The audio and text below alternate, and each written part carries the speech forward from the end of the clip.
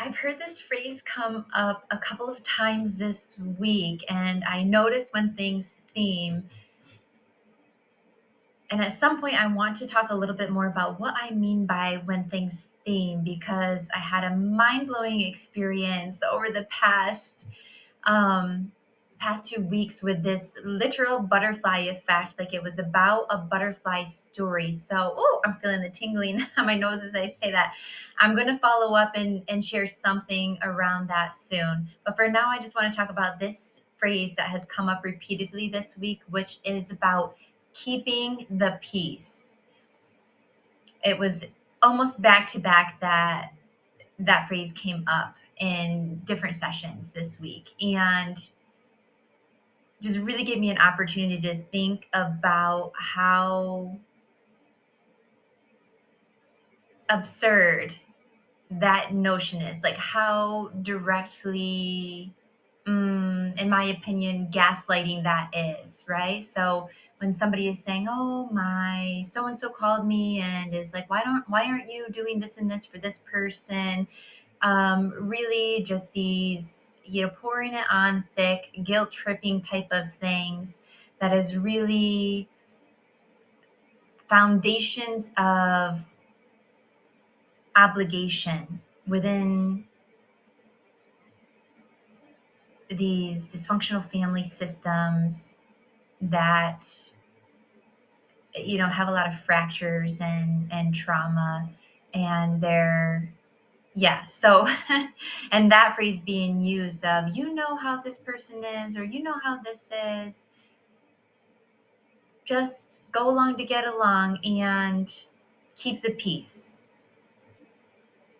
And if somebody is saying that to you, just keep the peace, then what I want you to do is really sit with, what does it mean for you to keep your peace? Which may be the opposite of what that person is expecting or wanting to obligate you to do. um, because bending and compromising yourself and neglecting your needs and wants, having porous boundaries, functioning out of a place of obligation, which breeds resentment and yucky stuck energy in your system, that is not keeping peace.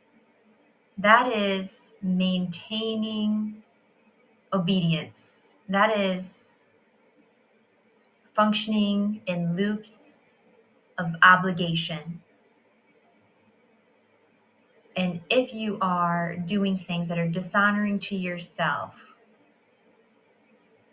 that are prioritizing what somebody else wants from you, even when everything in your being is saying, like, that feels disrespectful to me, you're going to end up with resentment and anger, pain, and hurt feelings.